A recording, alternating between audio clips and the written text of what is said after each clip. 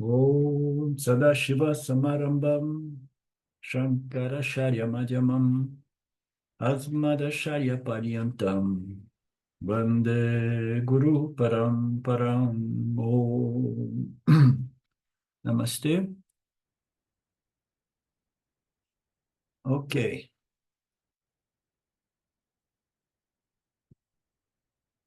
Page 1306. With the second verse of the sixth chapter, Lord Krishna completes the topic of meditation. He completes the topic of the fruits of meditation, palam. That is the benefit of Vedantic meditation. So in these 32 verses of the sixth chapter, Krishna had dealt with dhyana, the Bahiranga Samadhi, general disciplines to be observed by the meditator. Yeah? So then dhyana antaranga samadhi, the specific disciplines to be observed just before starting meditation. Then Krishna talked about the dhyana svarupa, the nature of meditation, the actual process of meditation consisting of dharana, dhyana, and samadhi. Dhyana consisting of dharana and the samadhi, dhyana samadhi. You remember? Do you guys remember these concepts? You remember, Mark? I think so, yeah. Okay.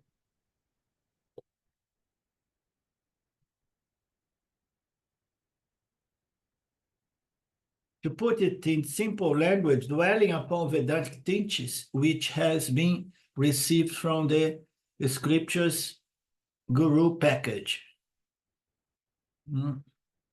So Vedantic meditation is focusing the mind on the teachings. It's not focusing on the mind on anything other than the teachings. It's Shravana, Manana, and Nididhyasana. So this process consists of dharana and samadhi. To put in single language means dwelling upon the Vedantic teachings that we have received from the scriptures. And the fourth and final topic that we saw was the fruits, dhyana palam. So this is the entire content topics of the sixth chapter.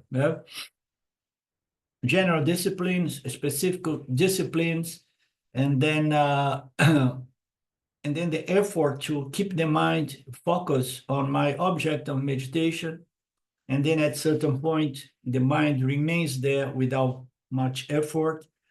And then later on, it stays absolutely without any effort, which is samadhi, absorption. And that this is defines the process and the nature of this dhyana process, consisting of dharana, dhyana, samadhi. Okay. The fourth and final topic we saw was the fruits of meditation, dhyana palam, which is the benefit of practicing dhyana, meditation, upasana, which is a contemplation upon the saguna nature of Brahman, and nididhyasana, which is contemplation upon the nirguna nature of Brahman. The ultimate benefit that Krishna mentioned was that knowledge received through Shravana and Manana, is properly assimilated and internalized to transform one's personality. So this is the ultimate palan, as we know. It needs to be assimilated to such a level that it indeed transforms my core personality. And because of this transformation of my core personality, my very perception of life, my perspective towards the world and the people, my very attitude, inner attitude and outer attitude in respect to my response to the world, they undergo a radical positive transformation. So this health attitude, positive attitude, is the ultimate palam, the ultimate result of this Vedantic process. Because of this transformation, the world which could disturb me before, it loses its capacity to unsettle my mind. Oh, by the way, a little story here, side story. I contact Priya, which is a devotee of Swami Paramarthananda. She lives in Georgia, in the USA, with her husband and family, but she is originally from Chennai. And by coincidence, I got to know her 6 years ago. She began her Vedanta her journey, meeting the books of James Swartz. And then shortly afterwards, she moved into Paramarthananda. And I got to know her many years back, and we used to talk sometimes, mostly through Facebook. She used to visit my page, my Facebook page, and so on. And one time she mentioned to Swamiji about me that I was writing nice satsangs. And then later on, I ended up contacting Swamiji. And now I contact her, and then I took the opportunity to ask her, how is Swamiji doing?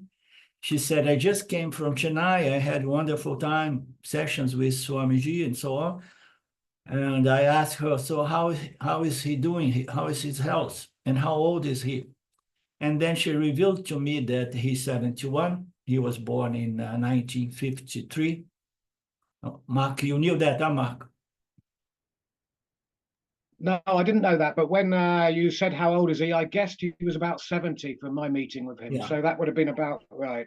Yeah, he's a bit older than me, just a couple, 2-3 years older. And then she shared with me that she said, like, he's physically is not doing so well. You know, it's reasonable. He has knees problem, and he's walking now with a stick. But he has such a good spirit that somehow it offsets the physical challenge, you know. So she presents that as is something normal, and his attitude somehow prevents those physical problems to unsettle his mind. And then I said, yes, that's indeed the case. These problems do not really disturb the Yanni's mind, you know. And then I took the chance. I'm working to introduce him to some treatments that I did a few years back that has greatly transformed my lifestyle, because my right knees was very bad. My shoulders were very, very damaged as well.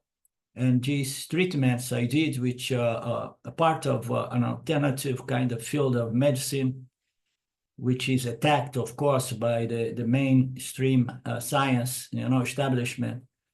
And so I'm trying to sell him, to present to him this opportunity. Let's see. But I remember that because here Swamiji is saying that Vedantic meditation is going to transform one's mind to the extent that those problems, those experiences of life, the world, the people, place, things, events through Kali Yuga do not have the power to disturb one's mind. Does not have the capacity to unsettle me. According to Vedanta, whether the world should disturb me or not is not a function of the world, but it's a function of my mental strength or weakness. It's only determined by mental condition.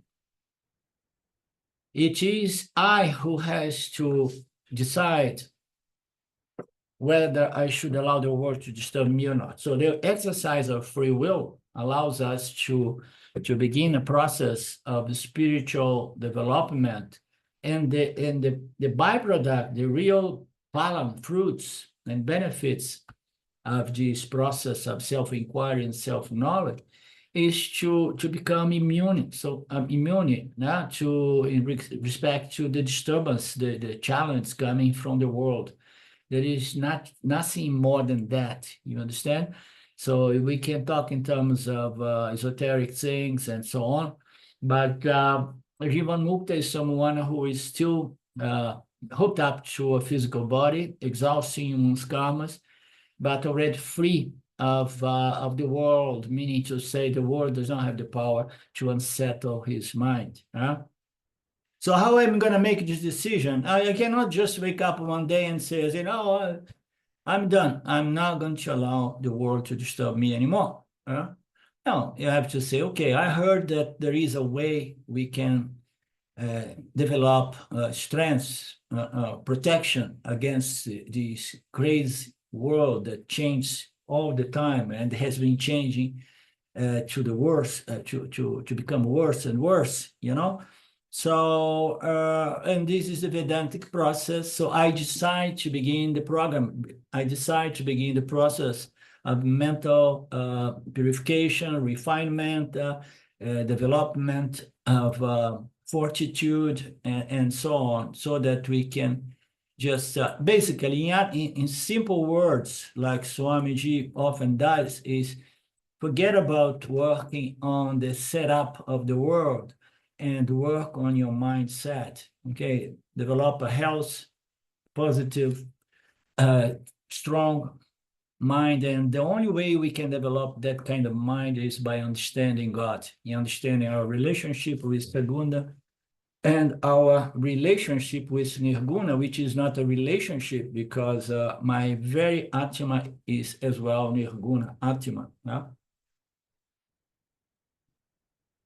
But since we cannot have a relationship with Nirguna Atma because it is my very inherent nature, I need what? I need a relationship with the scriptures of the Upanishads, because those scriptures have the power to reveal to me that my nature is also godlike, Nirguna, godlike, not Saguna. Saguna sure has too much power, too much knowledge, and I know almost nothing. But Nirguna, God, is my very nature. And then he talks here about a project. I often in Portuguese language say self-inquiry and self-knowledge is a lifetime project. Here he says the Vedantic project is not, there is missing a knot there, okay? Vedantic project is not changing the world to conform to my likes and dislikes. The Vedantic project is making the world incapable of disturbing me. And this conversion of the world that before had the power to disturb my mind to a world that no longer has the power to disturb my mind, it's going to take place and transform my emotional, psychological personality, will change my attitudes. And the attitude is what defines me as a body, mind, sense complex. And nothing, everything is based on knowledge and ignorance, as we know. Vedanta is an invitation to work on the most fundamental root cause of all human problems. So we feel disturbed because we did not understand the true nature of reality. Yeah? So we did not understood the nature of Saguna, even Saguna, and furthermore Nirguna, God, you know. We did not understand the true nature of the body, mind, sense complex as pure, limitless consciousness. So not having that knowledge, we are moved by ignorance in respect to God, in respect to the self, the Atma, and so on. So and then not having this knowledge, being moved by vasanas, rich in self-ignorance or spiritual ignorance or reality ignorance, you know, I'm going to feel greatly disturbed, and I'm going to try to fix the situation out there in the setup of my environment, you know? So what happened to my attitude? My attitude is an attitude of impotence, a helplessness, hopelessness, because you cannot change, you cannot manipulate and control the field. So you begin developing an attitudinal characteristic of negativity and no? So how are you going to change this attitude? You have to go back, not on the surface. No, I'm going to make an effort to change that. No, you have to go to the root cause, which is the ignorance of the true nature of reality. You still there, superimposed reality on the Namarupas projected by Maya Ishwara. You haven't really assimilated the knowledge to the extent that this apparent order of Namarupas no longer unsettle your mind. So you are no longer trying to do the impossible thing, which is, control your experience so that you can only have what you like. None of that is going to be there because the knowledge is missing, the assimilation is missing, the internalization is missing. Therefore, I'm going to be hitting my head against this wall of ignorance and having negative attitudes in regards to the world around myself. All of that change only with self-knowledge. So the attitude appears in the surface, the mental strength appears in the surface, but deep inside is knowledge that has to replace or neutralize or cancel this ignorance of the true nature of reality. So once this process, this project, is accomplished, the individual, was transformed, and he sees the world from that perspective of wisdom. And this individual is called Jiva Mukta. What is a Jiva Mukta is, from different angles, we say that it is someone who is free of the world while is still associated with a physical body. But we could say that a Jiva Mukta definitely is the one with Jnana Nistha, because in order to be free, you need this Jnana, this knowledge to be firm and always available, well established in the causal body as well. So through Shravana and Manana, one gets Jnana. And then through Nididhyasana, one will convert Jnana into Jnana Nistha. Krishna says that as a result of this Nididhyasana, the one encounters Samadarshana, a vision of equanimity, a vision that everything is only Ishvara, or if you want to see it more at the surface, everything is just the gunas. I want to see it in a more tangible. Everything is the elements, everything is just what it is, matter/energy. So we are projecting, how you say, the word is utility and value to these Namarupas, because we are hooked through our vasanas, which is nothing but the belief that these Namarupas are real and I have certain preference. So you need to look through the Namarupas, you can go and look through, no, these are only matter and energy, it's only the elements, only the gunas, it's only Ishvara. And then furthermore, you see this is only myself, it's just consciousness reflecting this apparent order of Namarupas. And then we want to know what is in there for us. There is a conversion into a firm, always available self-knowledge. The vision is the vision of everything is Brahman, or everything is Ishvara, or everything is myself, for as long as I claim Brahman to be my very nature. And then one finally gets in contact with the highest possible Ananda, which is peace. Ananda, peace and devotion towards the Lord. This devotion, which is an integral part of this Vedantic process that Krishna was announcing already in the previous verse that is coming with the following chapters. This vision, this Samadha Darshanam vision, is the highest, it's going to produce the highest possible peace, ananda, which is not dependable on the namarupas, but it's dependable on knowledge of my highest nature, the highest nature of this apparent order of namarupas. And then I have finally also peace of mind and devotion, because now my devotion has reached its highest peak as well. Devotion towards what? This Lord, that somehow through the power of Maya projects this order of namarupas, for the sake of us interacting, contacting until we understand the true nature of God, So it's very, very interesting, this point, because when we look at but why this projection? The scriptures do not speculate the reason, the motivation behind the projection of all these namarupas on that which is but just consciousness, the nature of every one of us and everything. Why this? So we are so easily caught up and hooked to the namarupas and people, place, things, and then we suffer a great deal. Why?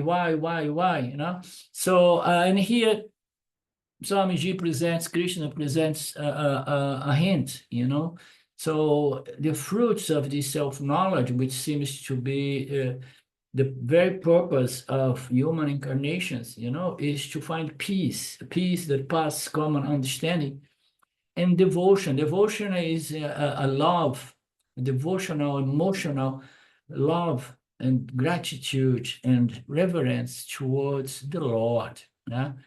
So it almost appears as the Lord allows this projection, the projects come. This is a kind of a theory that exists generally around the world, religious groups. It's in the world, the Lord presents this world and then projects the jivas through the power of Maya, and he requires only one thing: devotion, appreciation. I invited you for dinner. I prepare a wonderful dinner, and this and that, and you don't even come and say thank you. Even God feels like, oh, come on. If you don't love me for everything I'm doing, you're going to suffer. Okay? Not that I am revengeful, but, it's nature. You're going to suffer because you're not recognizing. You're taking for granted that this one is here by accident. No, there is a law, there is a principle manifests through sattva guna and unmanifests as limitless conscious existence, making this possible.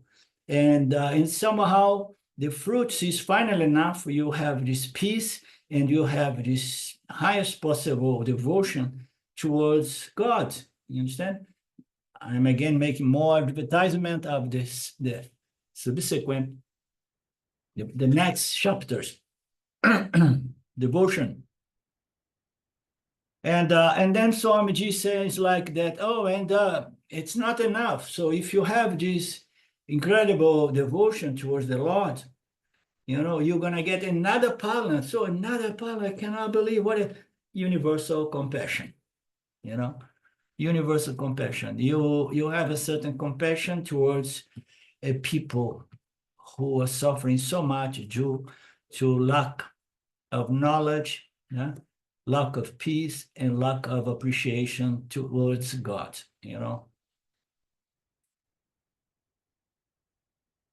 So these are the few final benefits of Nididhyasana, and which otherwise called Jivan Mukti. I'm no more under the tyranny of the world. I'm no more under the tyranny of this cosmic spiritual ignorance. I'm no longer under the tyranny of, prarabdha and life circumstances, or situations regarding people, place, things, and events. So those things do not have the power to disturb me anymore. My knowledge is yana nishta. I'm still here, but this knowledge has made me free from the world while still appearing in this world of namarupas.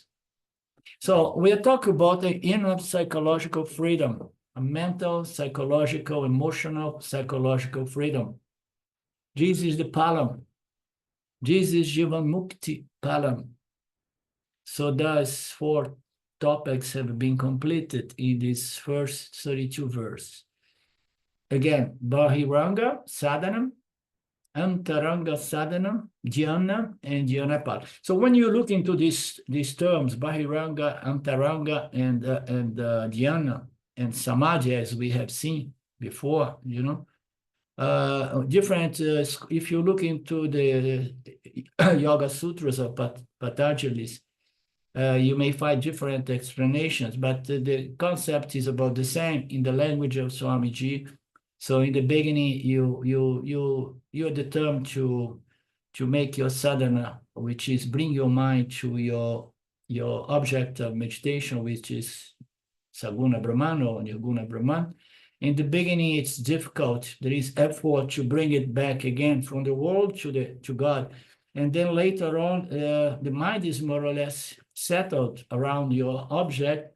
Antaranga is the effort to not allow it to fade away or to wander outside again. Dhyana is when this meditation becomes more or less effortless, and Samadhi is what? Here he's talking about the jhana nature and jhana pala. So I'm talking about something slightly different, which is the 4 stage or 3 stage of the process of meditation, okay? Not the nature. Here he brought the nature. But you remember that is the period that you make an effort to keep your mind there, and then later on the mind's there, but you have to keep a vigilance not to allow it to wander outside. And then later on the meditation goes deeper, and then final absorption. It's another angle to express the process of meditation into samadhi. So now we are entering the 5th topic with regard to the meditation, which is also an important topic. And Krishna is going to discuss these based on a question from Arjuna. And as an answer to Arjuna's question, the 5th topic is going to be introduced. We'll enter that today, here, and now. The 5th and last topic.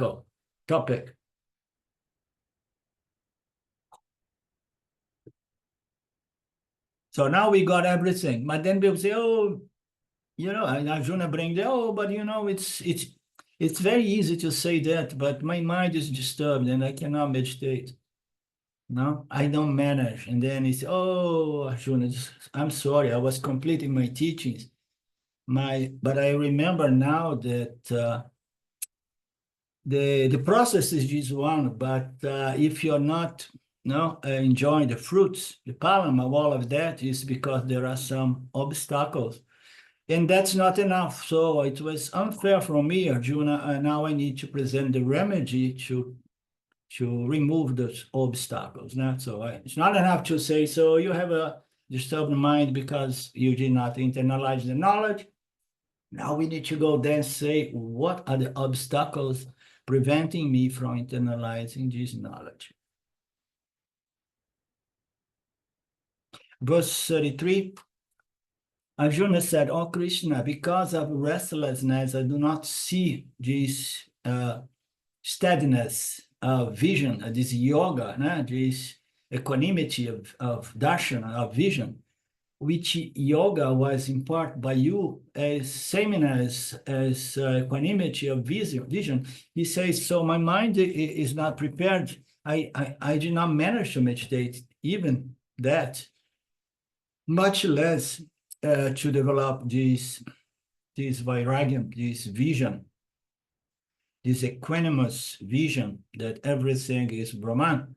So I'm far from that, and it seems that all these teachings have no value to me at this point. So let's see what Krishna will say.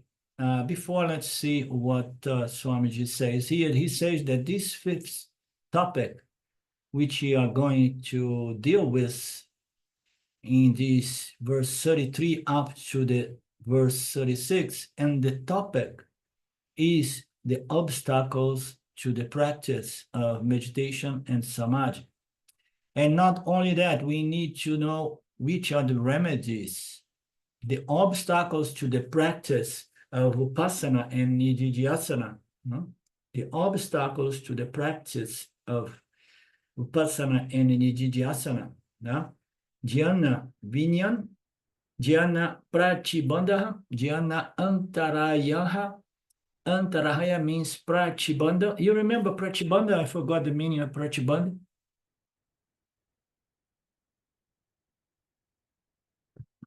It may show up here.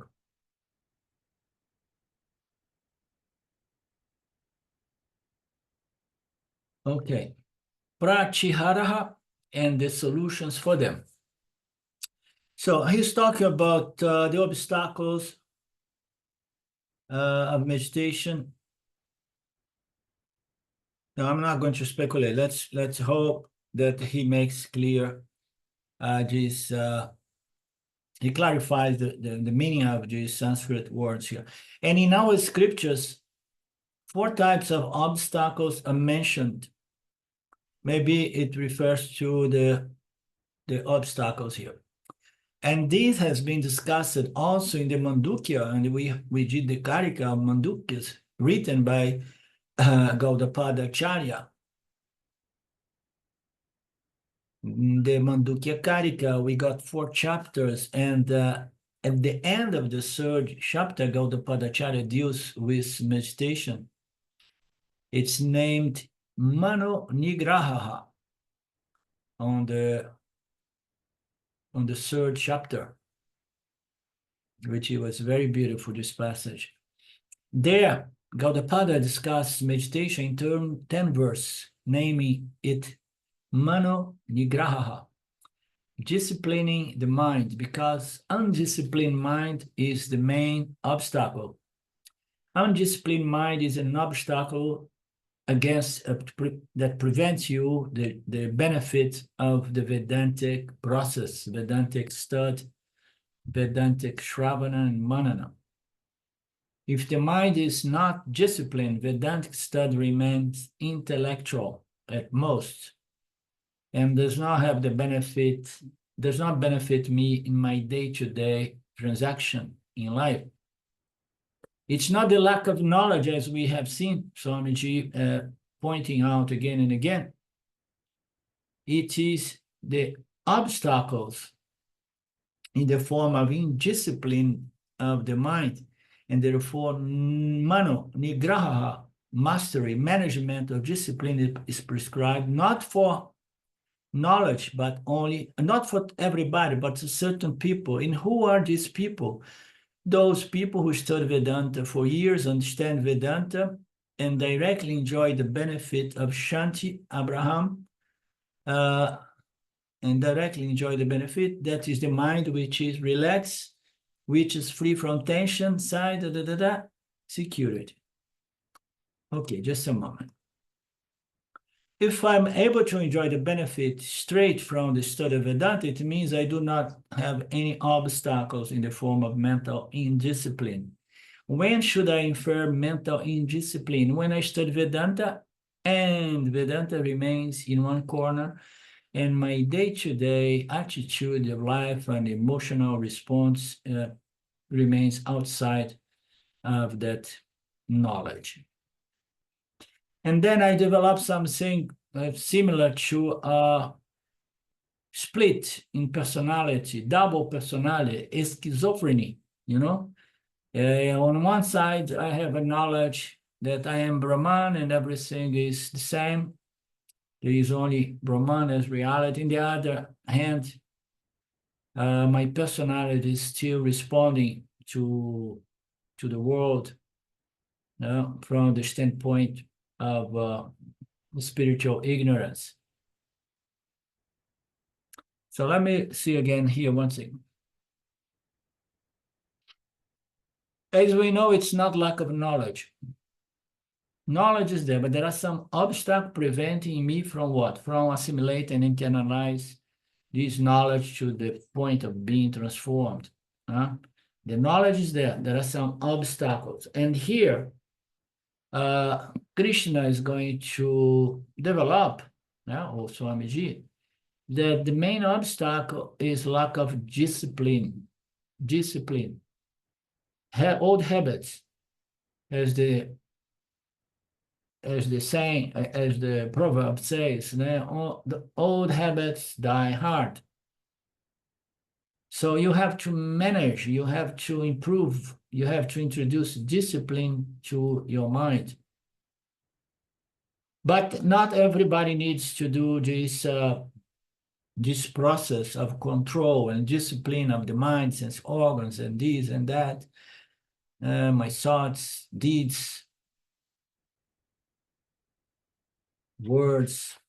So not everybody needs that. Some people just listen to the scripture, and they begin right immediately internalizing and being transformed. It depends on the degree of mental purification, preparedness. So, but some people, they really have old habits, strong hardwired vasanas, negative vasanas that disturb the mind, okay? Vasanas that keep disturbing the mind. So what I'm gonna do? So generally speaking, we say, okay, so if you cannot really internalize and be properly transformed or benefit by this knowledge, so be a good Karma yogi. So make a step back and then remember the teachings of Karma Yoga and try to develop a healthy relationship with Ishwara, the creator, the one who concedes us our karma palam.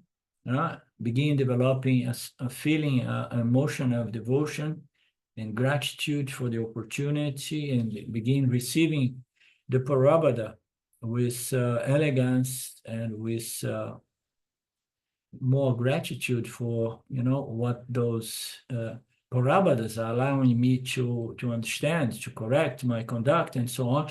So Karma Yoga. If you have gone all the way through Shravana and Manana, and you made an effort to do some Nididhyasana, yet you are not getting the palam.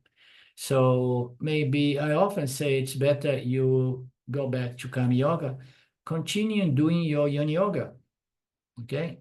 Continue doing the Yana Yoga, because Yana Yoga is a great purifier. But somehow the obstacles are on a denser, grosser level, and then you need to go to Karma Yoga to free, to discipline the mind and removing those more dense obstacles, okay? So, which usually are very dense, likes and dislikes. I want my way, or the highway, and things like that.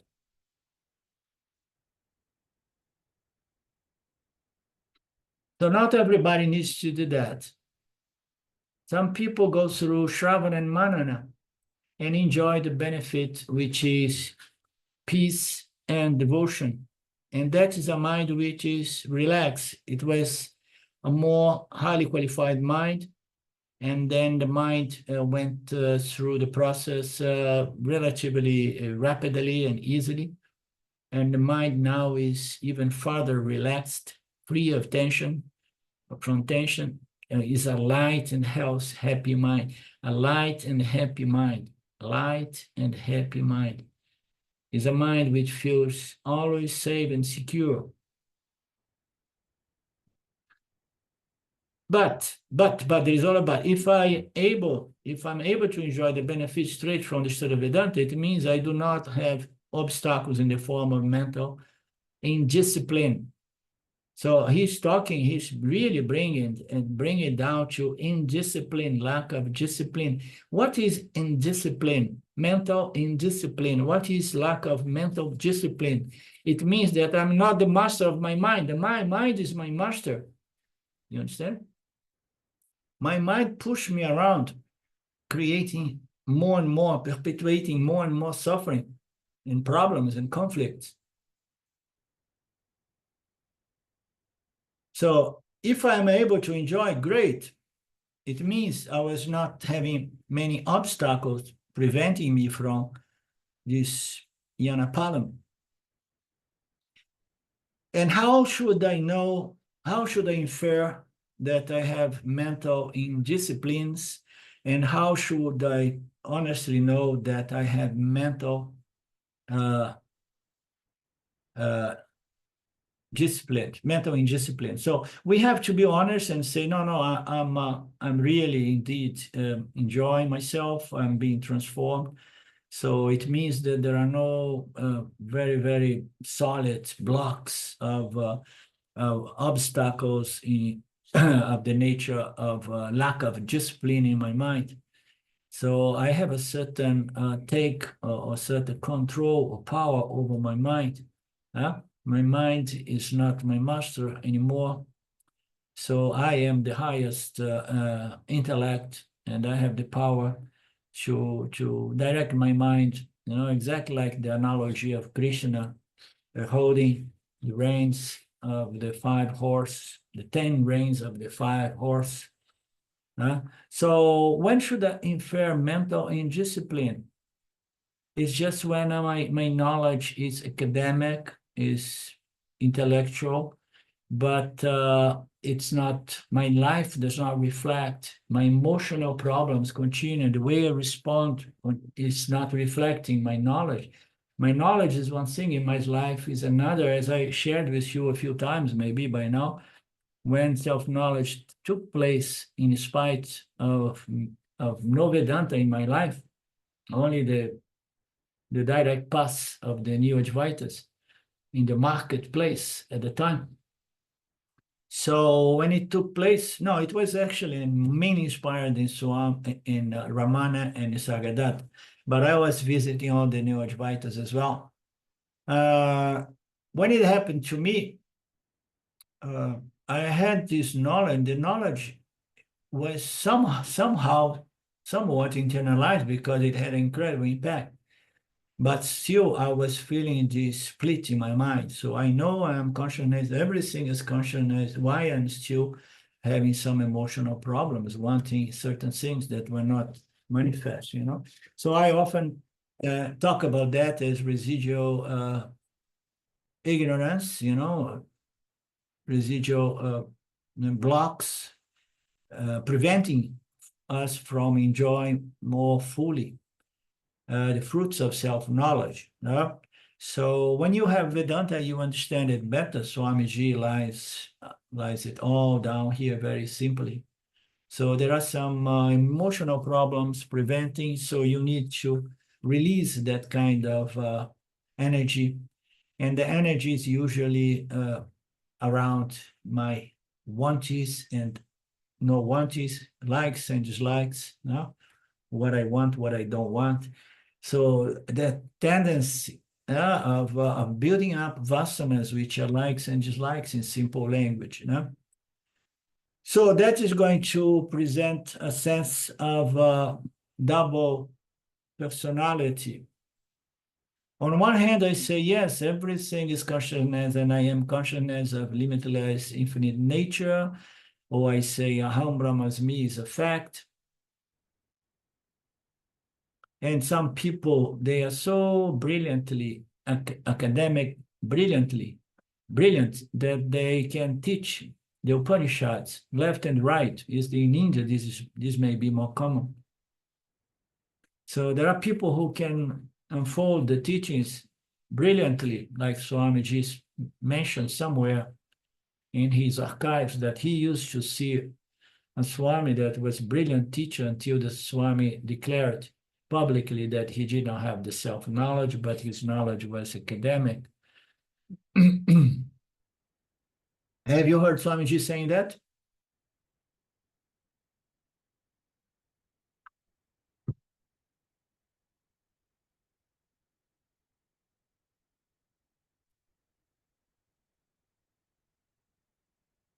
Some people, as he says, becomes even a very popular guru. It's not here that he mentioned that, but it's somewhere that the difficult, sometimes you want to to go back to see something that Swamiji says, but there is so much material out there, you know, that's difficult to find. Suppose all these are there, but emotionally, I'm still frustrated, unhappy, desireful, fearful, worried, concerned, you know. That means what? There is a gap. There is a gap between what I know and what I am. Simply put, there is a gap between what I am and what I know. What you are. I am limitless consciousness, free of this world. This is what you know. What you experience it, I am the body mind and I'm totally dependent on this world.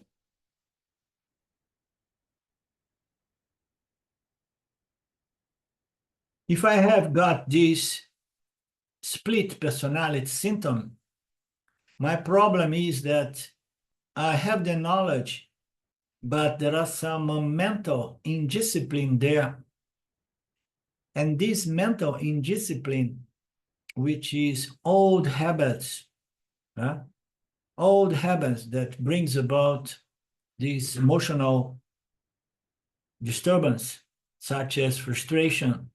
Any prevented desire becomes frustration, irritation, fear, depression, competition. So my problem is lack of mental discipline, and therefore Vedanta says you require a separate exercise for mental discipline.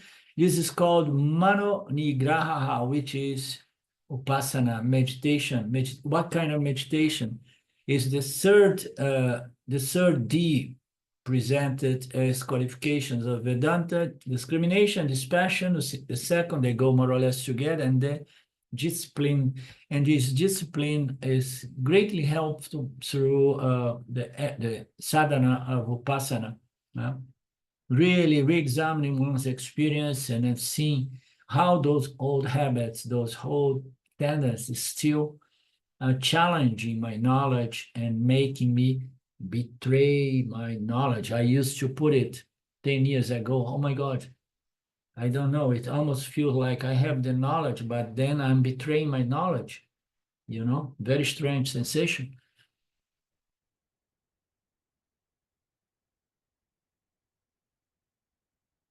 Therefore, Vedantic meditation is not compulsory for all. Only in the case, this is the upasana of disciplining the mind, the sense organs, the instruments of action and reception, and so on, purifying, examining the thoughts, our emotions. Vedantic meditation is not compulsory at this level for everybody. If you feel that there is no use after studying Vedanta, and then the problem is elsewhere. And since this problem is also for many people, Shastra discusses mano nigraha as a discipline to be practiced after the study of Vedanta. So when are we going to do these meditations, after or before? You know, it's better before, but since nobody does it before, we better do it after we got Shravana and Manana. No?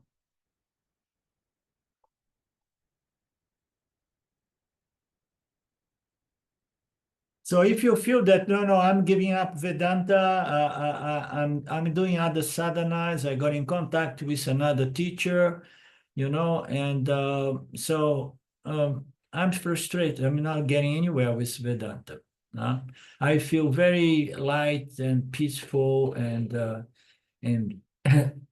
and free during the Shravana. So I'm a Shravana yani. The moment that the Shravana is gone, and then, you know, I become a samsari again.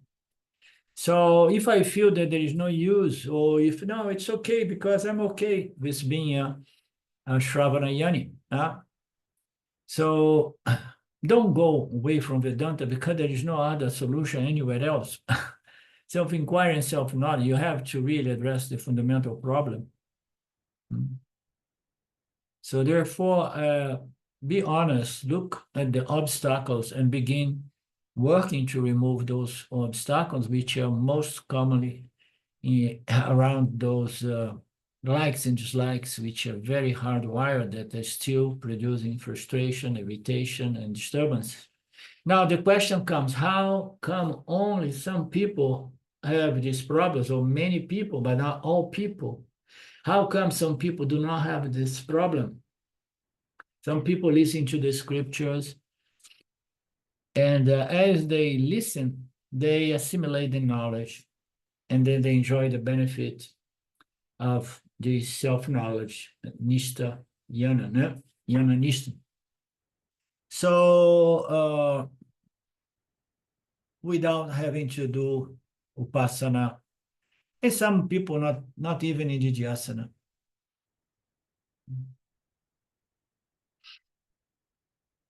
If you do a lot of meditation and even contemplation, I was never in contact with Vedanta, real Vedanta, but I was in contact with fragments of Vedanta through by my contact with Ramana and the Nisargadatta. And I used to contemplate for hours on those pointers coming from those guys, enigmatic, some of them pointers.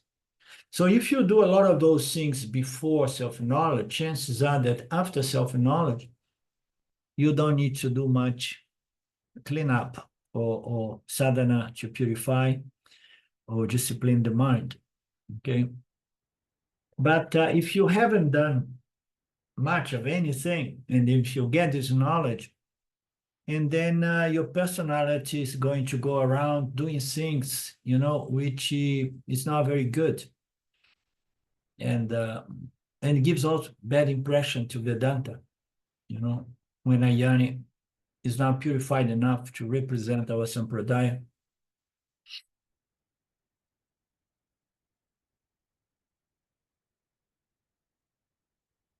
So what is this difference? Why only some people have this problem? For that, the scripture gives us the answer. Before studying Vedanta, the scripture has prescribed the qualifications. You remember the qualifications? Sadhana katustaya sampadi. When a student studies Vedanta with the qualifications, with the eligibility prescribed, Shravanam, Matrenam, and Jiva Mutikaskara, for them, Nididhyasana is not necessary. So he's talking about highly qualified, using all these Sanskrit words. He says that Vedanta says that there are qualifications. The scriptures presents it right at the beginning. Okay, not to disqualify people, but just to be transparent and honest and upfront with people. If by any chance you don't benefit from this knowledge, it means that you need to do some other work, some prep work. I'm highly qualified. I already did prep work. I never need to do because I was born already properly prepped. So the student studied Vedanta with body, mind are highly qualified. Chances are that he's not going to need even to do much in Nididhyasana. So I'm saying that as I read this one here, I was remembering when I got in contact with Vedanta, I did not need to do much Nididhyasana at all. I knew already that, my nature was consciousness, but there was some residual piece of ignorance. There was enough to listen. At that time, I was listening, again and again, everything that James has at the time made available without costing much. So I went through everything again and again and again and again. I still have those files somewhere here. And so I was doing more Shravana.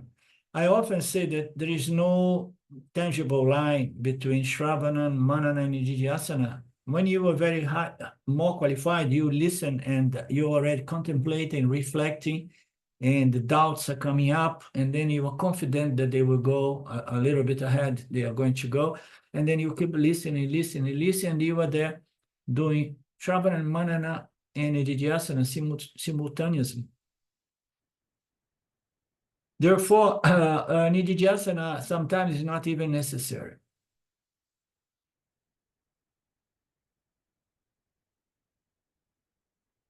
It's not that Shastra says they themselves get the benefit, therefore they do not see the necessity. But generally, we go through the back doors without acquiring the qualifications. Basically, everybody has an ego. The ego says, "No, I'm good to go," and give it to me.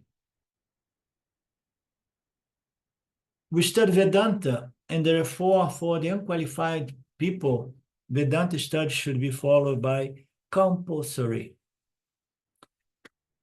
meditations for the development of a purified mind, controlling, disciplining, regulating, educating the mind, observing the mind, as we have seen Swamiji explaining over and over again. You need to be honest. This work is compulsory if you are not highly qualified, which is the case of most of us. Shankaracharya makes it very clear, good for Swamiji, that is all the time seeing getting the knowledge from the mouse, as they say, no? Shankaracharya makes it very clear in his commentaries of Gaudapada Karika. And Krishna also gives this meditation because Krishna knows that Arjuna has some emotional problems. And not only that, Arjuna himself confessed that I have this problem. This verse 32 is Arjuna confessing, "Oh, I'm sorry, Krishna, maybe you saw that I was highly qualified. But the truth is that only I myself know my mind. I can't concentrate. I understand the knowledge, but I cannot get the promised benefits of the knowledge."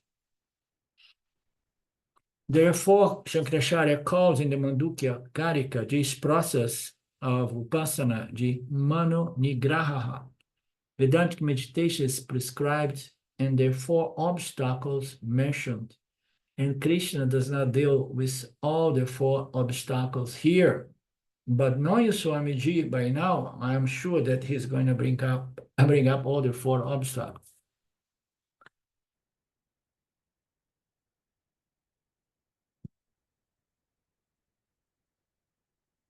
Krishna does not bring them back, all of them. I thought I would just briefly mention them. I knew it.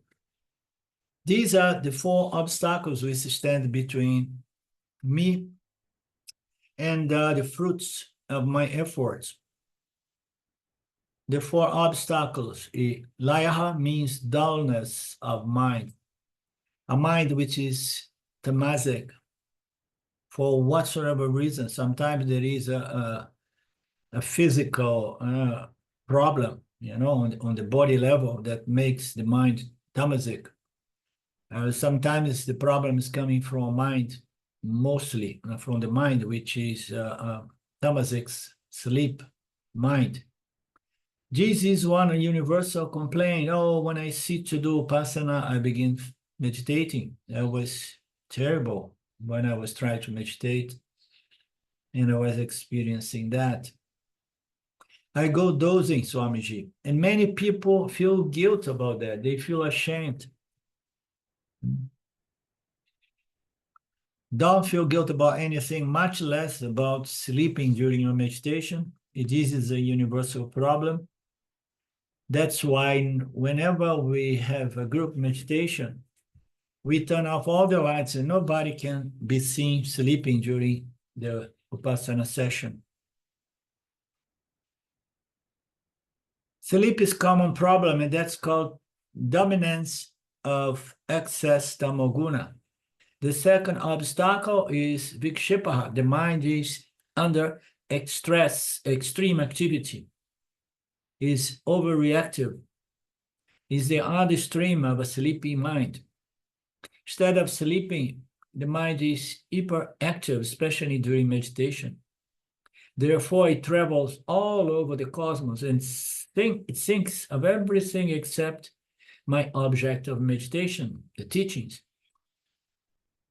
So the purpose of my sitting is to bring the mind to the teaching, but the mind wants to think about something completely different. I want to solve all my problems while I'm meditating. This is called vikshepa, wandering mind, extrovertedness of mind. The third one is called kasayaha, means the mind getting into a state of stuntedness, inactivity. The mind becomes non-functional. It's neither asleep, nor does it wander too much, just comes to a state that it does not function at all. It is the stabdi, bhavaha. It's called on another Vedanta test, dealing with this topic, that is drasya viveka. There, Vidyarana he calls this stabdi, bhava. Manas gets, when you get this, you get a shocking news, what happens to the mind? The mind stops. It does not know how to react. Sometimes when the people get tragic news, they do not react anymore, okay? So I have to stop here. And this is I stop. I don't have the time to carry on. I have to connect with my employee here.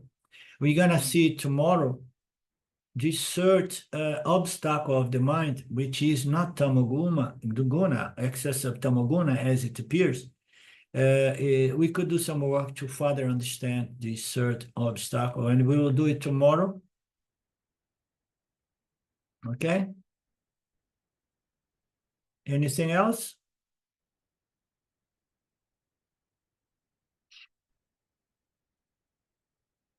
Om Purnamada Purnamidam Purnamudachyate Purnasya Purnamadaya Purnameva Vashishate.